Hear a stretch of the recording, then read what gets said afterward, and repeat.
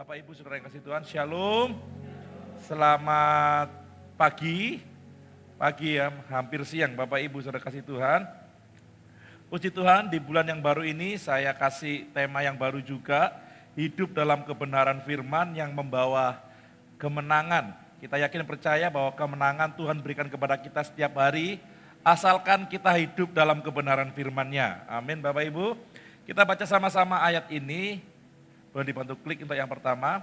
Oke, 1 Yohanes 5 ayat 3 sampai 4, 2, 3. Sebab inilah kasih kepada Allah, yaitu bahwa kita menuruti perintah-perintahnya. Perintah-perintahnya itu tidak berat, sebab semua yang lahir dari Allah mengalahkan dunia. Dan inilah kemenangan yang mengalahkan dunia, iman kita. Bagi Bapak Ibu yang gak ikut ibadah pagi hari, saya review dulu 3 poin Bapak Ibu yang sudah saya sampaikan tadi. Bagi yang sudah dengar, ini adalah menjadi pengingat kita semua. Poin yang pertama dari tema ini, dari ayat ini juga, yaitu tentang kasih kepada Allah. Kita harus menuruti perintah Tuhan, karena kasih bukan sekedar perasaan, namun sebagai tindakan yang wujudnya harus dinyatakan. Sama seperti saya mengasihi istri saya, saat istri saya memberikan perintah kepada saya, karena saya mengasihi dia, bukan karena takut. Ya, masih belum di-upload tentang suami yang kami takut istri, bukan Bapak Ibu. Ya, tapi kami cinta istri, kami sayang istri. Nah, itu saya melakukan apa yang dia mau, walau saya nggak nyaman. Walau saya membuat saya kadang, kenapa harus begini, kenapa harus begitu. Tapi karena saya mengasihi dia, bukan hanya perasaan saja, saya mengikuti perintahnya. Yang kedua adalah kasih sejati terlihat dari keinginan dan komitmen untuk mentaati kehendak Tuhan. Jadi benar-benar diperlihatkan Bapak Ibu, bukannya sekedar keinginan dalam pikiran kita, saya ingin, tapi diwujudkan dalam komitmen menaati Tuhan setiap hari. Karena perintah Allah adalah bentuknya hubungan, bukan aturan yang kosong. Bukan hanya sekedar saya ucapkan, dibacakan, kita baca. Tetapi firman Tuhan, kehendak Tuhan adalah sebuah hubungan. Karena menuruti perintah Tuhan adalah bentuk kedekatan kita dengan Tuhan. Bukan semata-mata karena ritual.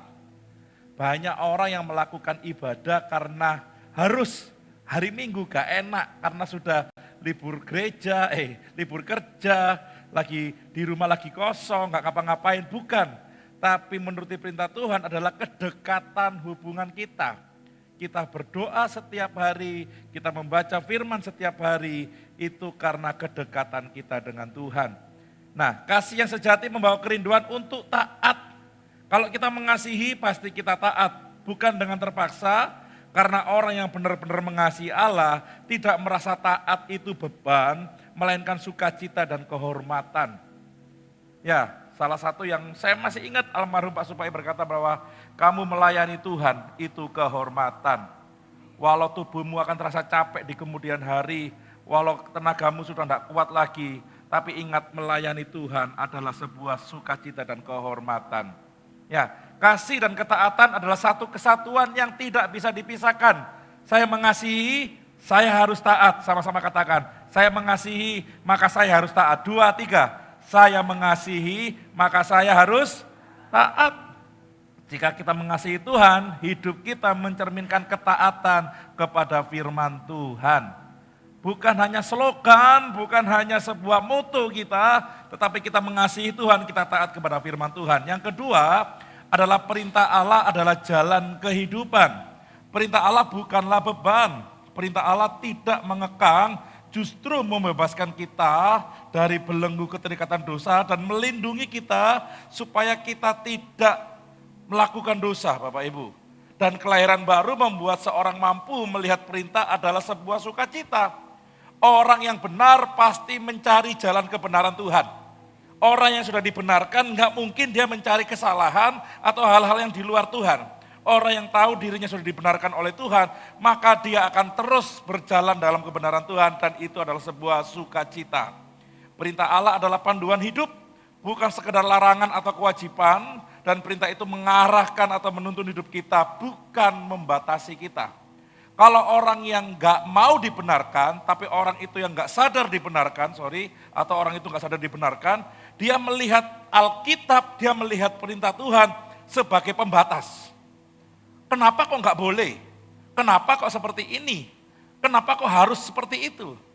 Karena dia tidak sadar bahwa hidupnya sudah dibenarkan.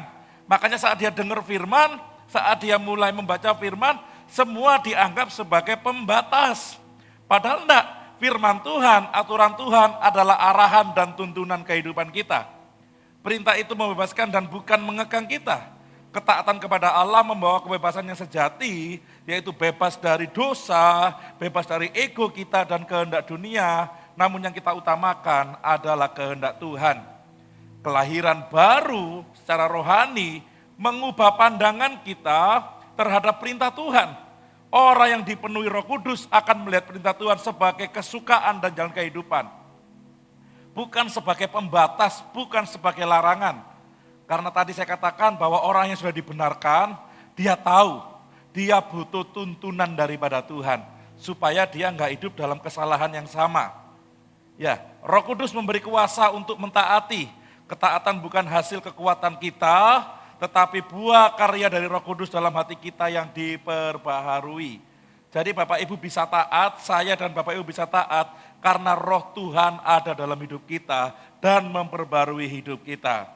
Orang yang nggak bisa taat, kita pertanyakan, Roh Tuhan ada di mana? Makanya orang Kristen itu dikenal adalah orang yang taat. Kenapa banyak perusahaan cari orang Kristen? Karena orang Kristen itu orang yang taat. Orang Kristen orang yang jujur. Amin Bapak Ibu. Dan negeri kita butuh orang seperti ini. Pemerintahan kita butuh anak Tuhan. Korupsi ada di mana-mana, betul ya? Kita berdoa satu kali nanti ada anak Tuhan yang takut akan Tuhan memimpin negara ini Bapak Ibu. Aduh, korupsi di mana-mana, aduh. Sampai sekolah tinggi teologi, saya cerita Pak Agus kemarin. Sekolah tinggi teologi aja akhirnya sudah main di bawah meja Bapak Ibu. Sudah masuk dalam tingkat pendidikan, sudah masuk dalam tingkat keagamaan, sampai nyentuh agama kita juga. STT-nya mau cepat, ya ada di bawah lah, di bawah ya. Ternyata amplop Bapak Ibu, amplop yang berisi undangan, bukan. Amplop yang berisi uang segepok Bapak Ibu. Miris sekarang. Tapi gimana lagi? Satu kali kita berdoa ya semua orang bertobat dan menerima Tuhan. Sehingga gak ada korupsi. Saya yakin loh, kalau gak ada korupsi di negara kita, negara ini makmur Bapak Ibu. Waduh, itu kita ngomong kemarin Pak Gus ya, pajak di Indonesia ini banyak sekali, ribuan triliun tiap tahun. Tapi entah kemana Bapak Ibu, aduh ya berdoa, Tuhan berikan kekuatan kepada kita semua ya. Ya, yang ketiga, kuasa mengalahkan dunia, hidup yang memiliki, ini masih kedua ya. Hidup yang memiliki kekuatan baru untuk menolak godaan dunia, bukan dengan kekuatan sendiri, tapi kuasa ilahi. Dunia ini gampang menyerang kita, apalagi kita yang terikat, gampang kita jatuh lagi dalam dosa yang sama, betul ya? Karena iblis sudah tahu kelemahan kita. Tapi kalau kita memiliki kekuatan daripada Tuhan, kita dimampukan dengan kuasa ilahi untuk menolaknya. Kuasa untuk tidak mengikuti sistem nilai, gaya hidup, dan pemikiran dunia yang memberontak kepada Allah. Yang keluar dari jalurnya Allah, itu tidak kita lakukan. Kelahiran baru secara rohani, membawa ke dalam kehidupan baru. Orang yang lahir baru tidak hanya diampuni dosanya, tetapi diperlengkapi dengan kuasa ilahi untuk hidup berbeda dari dunia ini. Yang setuju katakan, amin. Setiap kali kita belajar dalam sehari-hari, melek mata, hari yang baru, minta ampun sama Tuhan buat semua kesalahan dan dosa kita. Saat kita mau merem, mau tidur, minta ampun juga Bapak Ibu. Karena orang yang lahir baru hidupnya akan terus dituntun oleh Roh Kudus. Kemenangan yang terus berlangsung bukan sekali jadi. Bukan pada saat hanya dibaptis terus menang. Tapi kemenangan ini terus berlanjut Bapak Ibu. Bukan karena kekuatan kita, tapi karena Kristus dan Roh-Nya tinggal di dalam kita. Jadi kita bisa menang setiap hari. Tidak ada pemenang lebih daripada pemenang kecuali anak-anak Tuhan. Pemenang itu hanya sekali biasanya. Ya, Liga Champion 1 kali setahun, betul ya? Piala Dunia 4 kali setahun. Tapi kita anak Tuhan menang tiap hari. Ini pemenang lebih daripada pemenang. Kenapa? Karena setiap hari ya, roh Tuhan yang ada dalam hidup kita memenangkan pertandingan supaya kita tidak dikuasai dosa, tetapi hidup kita dikuasai oleh kebenaran Tuhan. Makanya kita lebih daripada pemenang itu gitu. Tidak ada orang menang lomba tiap hari itu tidak ada. Tapi kita yang dimampukan oleh kuasa ilahi lebih daripada pemenang. Orang percaya tidak dipanggil untuk menjauh dari dunia ini.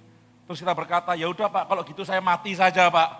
Karena dunia ini penuh dengan dosa Pak, kalau gitu saya pulang ke surga. Enggak, tapi orang percaya tetap dalam dunia ini, tapi dia diperlengkapi dengan kuasa untuk tidak terpengaruh atas dosa dan kesalahan dalam dunia ini. Jadi kita tetap tinggal dalam dunia ini, tapi kita bisa menolak. Justru kita mempengaruhi dunia ini dengan kebenaran Tuhan. Yang terakhir, kemenangan orang percaya bersumber dari kepada kemenangan Kristus yang ada di salib dan kebangkitannya. Jadi kita bisa menang karena dasarnya adalah kemenangan Kristus di atas kayu salib. Yang keempat sekarang Bapak Ibu yang baru dari ibadah dua ini. Kunci kemenangan sejati, sama-sama katakan 2, 3. Kunci kemenangan sejati, kemenangan karena iman. Iman bukan sekedar percaya pasif, bukan sekedar perasaan, tetapi sebuah respon aktif mempercayai Allah sepenuhnya, total.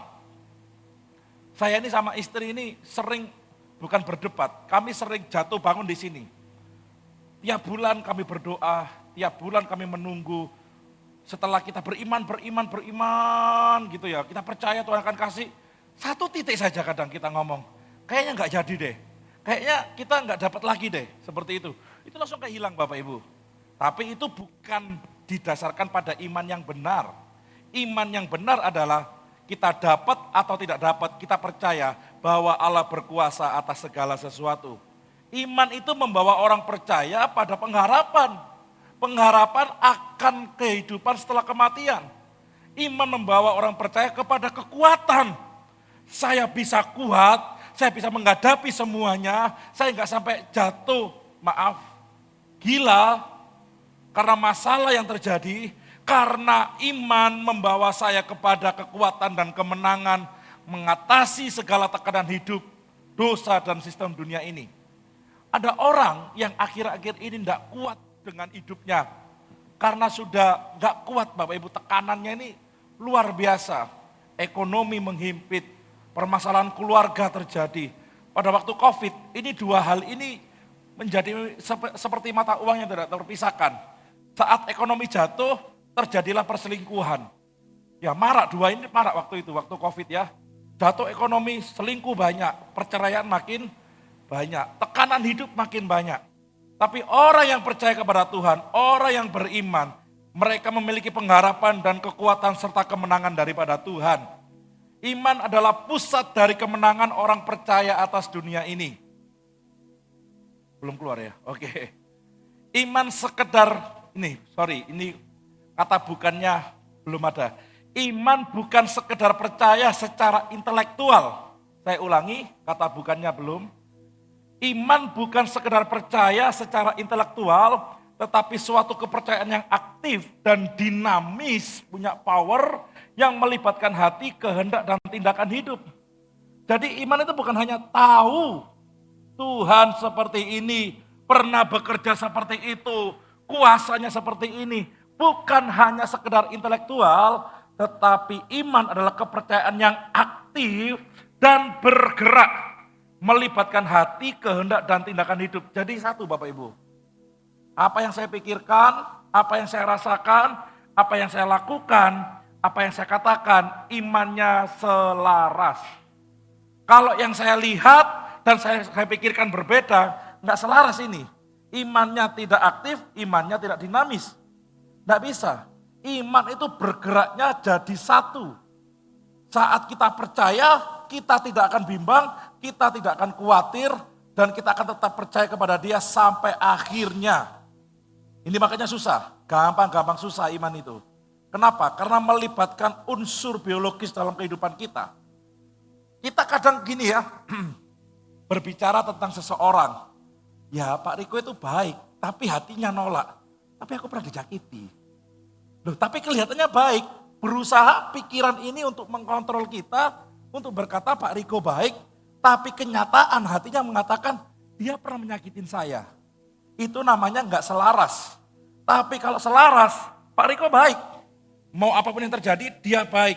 Hatinya, perasaannya, kehendaknya, semuanya berkata Pak Riko baik. Sama dengan kita percaya kepada Tuhan. Tuhan itu baik. Selama-lamanya baik. Seperti kemarin saya ungkapkan. Manusia itu gampang mengingat kesalahan orang. Manusia itu gampang mengingat orang yang menyakiti dia. Betul apa betul? Kalau kita mengingat sesuatu yang pernah menyakiti kita, sesuatu yang pernah terjadi atas kita dan kita tuh sakit, kita bisa menangis berulang-ulang. Walau kejadiannya sudah 1 tahun yang lalu, kejadiannya sudah 10 tahun yang lalu. Kalau kita ingat peristiwa itu, kita langsung bisa nangis berulang-ulang, betul ya? Tapi kenapa kalau kita tidak mengingat kebaikan Tuhan, bisa menangis berulang-ulang? Kenapa? Karena kedagingan kita bawaannya negatif terus. Bagi Bapak Ibu yang pernah disakiti orang dan masih mengingat-ingat, berarti kedagingan kita masih besar menguasai hidup kita. Kenapa kita tidak mengingat Tuhan, pertolongan Tuhan, dan kebaikannya Tuhan yang terus-menerus harus kita ingat dan kita bersyukur akan kebaikan Tuhan. Amin Bapak Ibu. Nah itu yang namanya iman. Waduh ada masalah. Loh, masalah seperti ini tuh kita pernah lalui. Bahkan masalah yang lebih besar daripada seperti ini pernah kita lalui dan kita baik-baik saja karena Tuhan beserta. Tapi masalahnya kita enggak seperti itu. Kita mengingat hal-hal yang buruk, hal-hal yang negatif. Terus diingat sampai lemes, sampai jatuh sakit, sampai kita rugi sendiri. Bahkan maaf bisa gila. Siapa yang rugi? Diri kita. Engkau mengingat hal yang negatif. Kedaginganmu masih besar menguasai hidupmu dibandingkan keinginan roh. Tapi kalau keinginan roh yang menguasai hidup kita, mungkin itu pernah menyakiti kita, tapi tidak tersimpan dalam hidup kita secara permanen. Karena yang tersimpan secara permanen dalam hidup kita adalah kebaikan Tuhan. Dan iman ini menjadi pusat. Kalau kita nggak punya iman dan menjadikan pusat, maka kita akan terus kalah. Orang yang nangis karena disakiti orang, dilukai orang, dia adalah orang yang kalah. Kalah bukan dari kenyataan, kalah dari setan. Karena setan suka orang-orang yang meratapi diri, menyalahkan diri, dan tidak mengingat kebaikan Tuhan. Amin. Tapi kalau kita tahu Tuhan baik kepada saya, walau 1.000 orang, 10.000 orang menyerang saya, cukup Tuhan satu, saya pasti diberikan kemenangan oleh Dia. Percaya yang terus-menerus terhadap siapa Yesus itu sangat penting. Dan apa yang telah Yesus lakukan. Makanya berulang kali kita percaya kepada Tuhan. Satu sisi kayak saya melihat ya dari perspektif saya. Dia datang ke dalam dunia untuk menebus dosa kita sebagai manusia yang sempurna, sebagai Allah yang sempurna. Tapi satu sisi kita bisa melihat Dia. Walau sekarang dalam gambar. Anchor kita, jangkar kita langsung kepada Yesus. Dan setiap kali apapun yang terjadi dalam hidup kita, hanya Yesus yang menjadi patokan pandangan hidup kita. Kenapa saya dilukai? Saya tahu, aku dilukai semua supaya Tuhan dipermuliakan. Kenapa aku dikecewakan? Aku tahu, karena manusia selalu mengecewakan, tapi Tuhan tidak pernah mengecewakan. Anchornya, jangkarnya selalu kepada Yesus. Iman bukanlah sekedar keyakinan kosong, melainkan respon pribadi terhadap karya penebusan Kristus yang menghasilkan keberanian untuk menghadapi dunia. Ada banyak orang kalah di sini, tidak mau keluar rumah, tidak mau ke gereja, tidak mau kerja bahkan Bapak Ibu. Takut, nanti aku seperti ini, aku seperti itu. Saya pernah tegur satu anak Tuhan di sini. Kamu jangan hidup karena perkataan orang. Kalau kamu hidup karena perkataan orang, kamu nggak akan pernah jadi orang yang benar, saya bilang gitu. Kenapa? Dikit-dikit kalau tetangga ngomong gimana? Kalau orang itu ngomong gimana? Kalau orang sana ngomong bagaimana? Nggak bisa. Jangan ikut perkataan orang, engkau hidup ikut perkataan Tuhan. Amin Bapak Ibu. Ingat apa yang Tuhan sudah lakukan untuk kita. Ingat perbuatannya ajaib untuk kita. Makanya bukan kemenangan satu kali, tapi kemenangan yang terus menerus, mirip dengan yang ketiga tadi Bapak Ibu. Karena iman menjadi kendaraan utama di mana kasih Allah dan kuasa Roh Kudus bekerja di dalam diri orang percaya. Iman ini anugerah daripada Tuhan. Sebelum dunia dijadikan, kita telah dipilih Tuhan. Berarti ada iman kita di situ. Dan iman ini adalah wadah di tengah-tengah di mana kasih Allah dan Roh Kudus bekerja di tengah orang percaya itu. Makanya Yesus berkata, beberapa kali dikatakan, di manakah imanmu? Imanmu kurang besar. Di manakah imanmu? Karena kadang orang kepercayaannya ini mulai luntur. Orang mulai ragu akan kasih Kristus. Karena dia tidak mengingat tentang karya salib Yesus. Dan kemenangan ini bukan cuma sekali, tapi berulang kali dan terus menerus. Yang kelima, yang terakhir Bapak Ibu. Kemenangan yang memerdekakan. 2, 3. Kemenangan yang, Bapak Ibu kalau pernah tahu gladiator, cerita gladiator di Roma. Saya kan suka Roma ya. Gladiator di Roma, mereka itu merebutkan yang namanya hidup. Mereka bertarung sedemikian rupa, mereka berlatih sedemikian rupa, bahkan mereka harus mempertaruhkan nyawa mereka supaya mereka dibebaskan dari yang namanya perbudakan. Jadi zaman itu Kolosium dibangun salah satunya supaya menjadi tempat pertontonan manusia, bertempur dengan manusia sampai memenangkan pertandingan dan hidup dibebaskan dari belenggu budak. Bapak Ibu Saudara kasih Tuhan, kemenangan yang memerdekakan adalah di mana Yesus sudah mati bagi kita untuk memerdekakan kehidupan kita.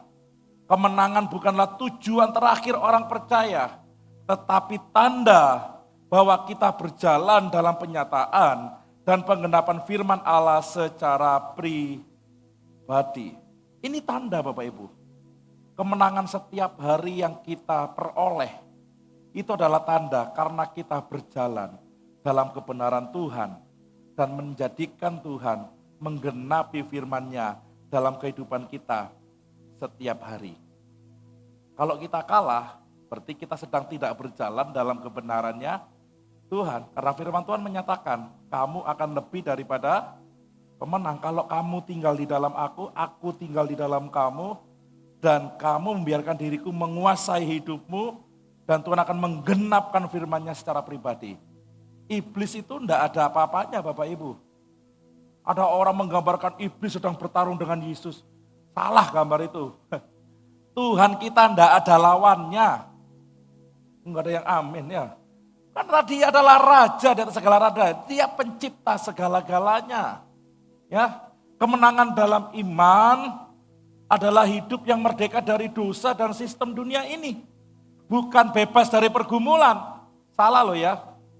Ada orang kepingin bebas dari pergumulan, dia setia ke Tuhan. Dia setia berdoa, salah. Justru kemenangan yang Tuhan berikan bukan engkau bebas dari pergumulan, tapi engkau dimampukan menang di dalam pergumulan itu. Engkau dimampukan untuk tetap kuat dalam pergumulan itu. Amin. Jadi kalau punya masalah, jangan bilang kayak gini. Seperti Yesus berkata, jika boleh, lalukanlah cawan ini daripadaku. Kita selalu menolak masalah. Bukan, tapi mintalah kekuatan untuk menghadapi masalah itu. Amin. Karena kalau kita menolak masalah, kita nggak akan pernah mendapatkan kemenangan. Di mana kita bisa disebut pemenang kalau kita nggak pernah berjuang. Ada masalah, nyelintung. Apa ini bahasa Jawa, bahasa Inggrisnya? Bahasa Indonesianya ya. Mbak Lia apa Mbak Lia? Menghindar. Apa? Ya, mengalihkan. Ada masalah, minta kekuatan sama Tuhan. Supaya kita dimampukan menang dalam pergumulan itu. Amin. Jangan malah, aku tambah lemes Pak. Aku tambah, wes lo Pak, bunuh diri ya lah Pak. Ya Pak, anak Tuhan kok hobinya dikit-dikit bunuh diri. Loh, Tuhan sudah mati bagi kita kok. Dia berikan kemenangan kepada kita. Kenapa Anda menyerah? Karena imanmu nggak kuat. Karena kedaginganmu masih menguasai hidupmu. Tapi kalau roh daripada Tuhan menguasai hidup kita, maka kemenangan dalam iman bukan hanya sekedar hasil akhir perjuangan rohani, melainkan manifestasi dari hidup yang telah diperbarui oleh kuasa firman dan kasih Allah. Wow. Jadi menang atas pergumulan itu bukan akhir. Bukan. Tapi itu adalah perwujudan kasih Allah yang selalu ada dalam hidup kita dan kuasa firman-Nya yang kita lakukan setiap hari. Wow, beda ya. Kemenangan kita berbeda dengan kemenangan orang lain. Jadi saya punya kemenangan sendiri, Pak Agus punya kemenangan sendiri, Pak Agus Gunawan juga punya kemenangan sendiri, setiap kita punya kemenangan sendiri. Amin. Kemenangan atas pergumulan kita, kemenangan atas hidup kita, kemenangan atas setiap hari yang mau kita lakukan. Karena kemenangan yang dari Allah membawa kepada kemerdekaan sejati, bukan penderitaan atau masalah. Bukan seperti pegadaian, mengatasi masalah tanpa masalah. Melainkan dari kuasa dosa dan dominasi dunia yang menyesatkan. Banyak sekali Bapak Ibu bukan hanya melakukan dosa. Penyesatan-penyesatan terjadi banyak di pikiran-pikiran anak-anak Tuhan. Kenapa? Karena masalah persepsi, salah mengerti, menyampurkan nilai dunia dengan nilai iman kekristenan. Nah makanya kita berusaha sungguh-sungguh tiap ibadah dengar firman, tiap ibadah dengar firman, tiap ibadah dengar firman. Supaya kita difilter. Terlalu banyak hal duniawi ini yang masuk dalam hidup kita. Hanya firman Tuhan yang mampu memperbarui hidup kita. Karena kelahiran baru membuat orang percaya mampu untuk melampaui sistem dunia yang gelap dan hidup dalam terang Kristus. Kelahiran baru setiap hari, pertobatan setiap hari. Kemenangan itu berarti kita tidak lagi diperbudak oleh ketakutan, kesedihan, hawa nafsu, tekanan-tekanan. Karena kita sudah menang di dalam Dia yang telah mengalahkan dunia. Amin. Sebelum Yesus mati di salib, Dia ada di Taman Getsemani. Alkitab berkata, keringatnya sampai seperti apa? Darah. Itu stres tingkat tertinggi. Bapak Ibu, luar biasa. Kalau bisa cawan ini lalu daripadaku, tapi jadilah kehendakmu dan bukan kehendakku. Dan pada saat dia mati, bangkit. Dia menang mengalahkan dunia. Kita bisa menang karena kita berpijak di atas keyakinan kemenangan Dia yang sudah mengalahkan dunia.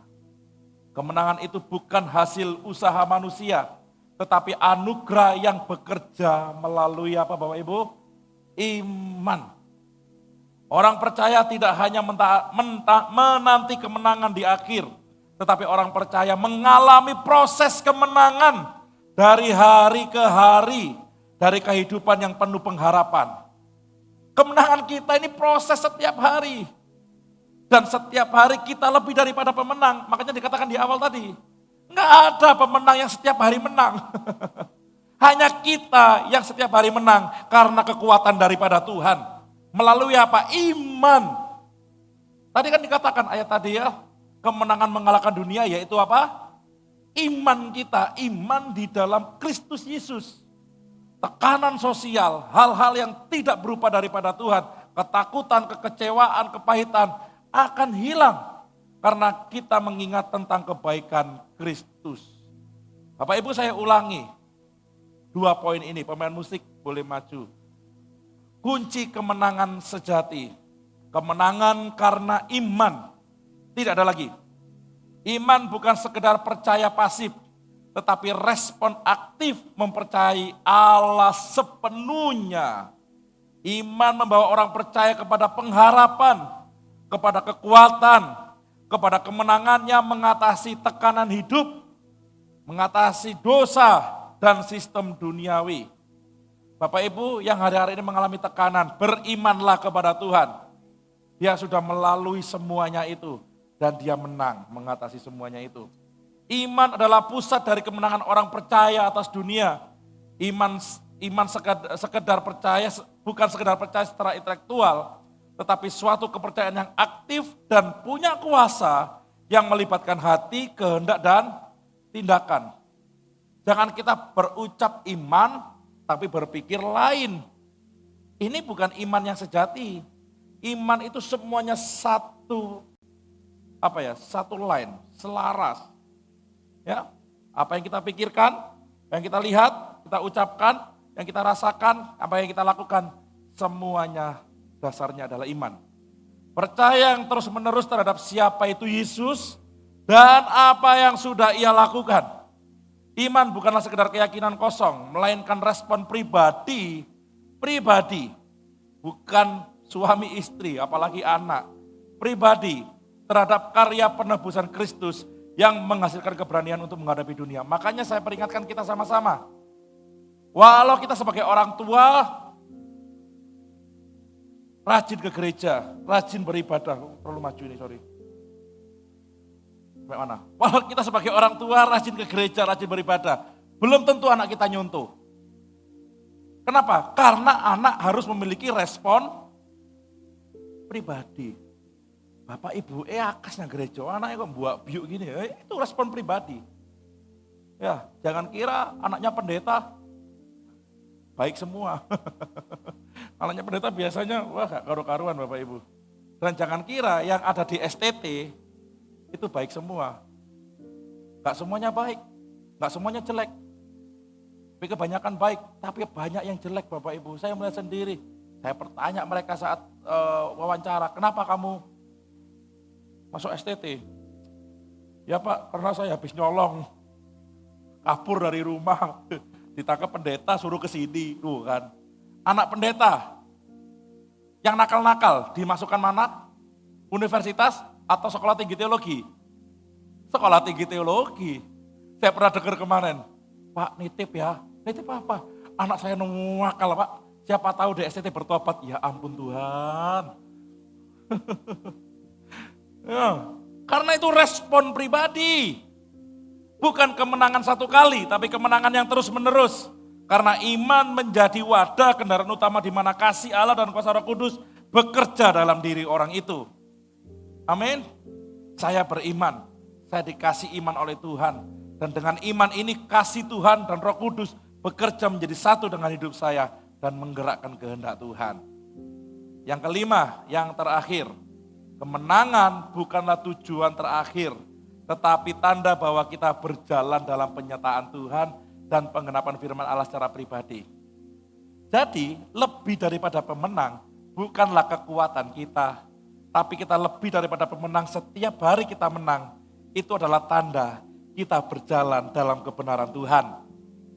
Amin. Kalau kita kalah, berarti kita gak berjalan dalam kebenaran Tuhan. Contoh, wah, pokoknya hari ini harus kudus, harus suci, gak boleh berbuat dosa. Gak boleh kembali lagi kepada dosa yang lama. Ya wis, jam 9 aman, jam 10 aman, ya jam 11 kembali lagi ke dosa yang lama. Ya karena kita gak berjalan dengan iman yang ada di dalam Tuhan. Bapak Ibu butuh respon yang kuat, keteguhan hati untuk kita melangkah dalam iman ini. Yang kedua, kemenangan dalam iman adalah hidup yang merdeka dari dosa dan sistem dunia. Bukan bebas dari pergumulan, tapi mampu menang dalam pergumulan itu. Makanya banyak orang Kristen datang ke gereja, supaya saya pergumulannya dilepaskan. Oh enggak, Anda datang ke gereja supaya engkau diberikan kekuatan untuk menghadapi pergumulan itu. Amin. Jangan datang ke gereja buang sampah di gereja. Melok KKR, nangis semua. Waruk di gereja semua. Ada banyak orang berkata gereja tempat sampah. Tidak, gereja adalah bait sucinya, kudusnya Tuhan. Gereja tempat di mana orang-orang dikuatkan. Engkau punya masalah datang ke Tuhan. Engkau diberikan kekuatan dan dimampukan untuk mengatasi masalahmu dan menang di tengah-tengahnya. Amin. Kemenangan dalam iman bukan sekedar hasil akhir dari perjuangan rohani, melainkan perwujudan dari hidup yang telah diperbarui oleh kuasa firman dan kasih Allah. Yang selanjutnya, yang keempat, kemenangan dari Allah membawa kepada kemerdekaan sejati. Bukan dari penderitaan atau masalah, masalahnya tetap ada, melainkan dari kuasa dosa dan dominasi dunia yang menyesatkan. Makanya pada saat orang punya masalah, banyak sekali godaan. Betul nggak Bapak Ibu? Banyak dari orang yang jatuh dalam godaan itu. Banyak yang jatuh karena kelemahan itu. Tapi kalau kemenangan dari Tuhan, dia akan dimampukan untuk menolak semua dominasi dunia yang menyesatkan. Yang kelima, kemenangan itu berarti kita tidak diperbudak oleh ketakutan, oleh tekanan, oleh hawa nafsu. Tapi kita sudah tahu karena menang di dalam Dia yang telah mengalahkan dunia. Nah, kembali lagi, kalau kita mau menang, kita harus ada dan percaya tinggal tetap di dalam Tuhan Yesus Kristus yang sudah mengalahkan dunia. Amin. Jadi kembali lagi ke Kristus, kembali lagi ke Yesus. Hanya Yesus harapan kita. Yang terakhir, orang percaya tidak hanya menanti kemenangan di akhir, tetapi mengalami proses kemenangan itu hari demi hari dalam kehidupan yang penuh pengharapan. Saya berdoa, Bapak Ibu Saudara kasih Tuhan yang hari ini mendengarkan firman Tuhan, baik secara offline maupun online, engkau yang mengalami tekanan, apapun yang menghimpit, ingat salib Kristus. Dia sudah menang atas dunia ini. Dasarkan, jangkarkan imanmu kepada Kristus, bukan kepada yang lain. Karena dunia pasti mengecewakan, tapi Kristus tidak pernah mengecewakan. Amin. Jadi taruh harapan kita, taruh iman kita kepada kebenaran Tuhan. Jangan keluar dari kebenaran Tuhan, tinggal tetap di sana. Maka engkau akan diberikan kemenangan dari hari ke hari. Yang diberkati firman Tuhan, berikan tepuk tangan kemuliaan untuk hormat kemuliaan Tuhan.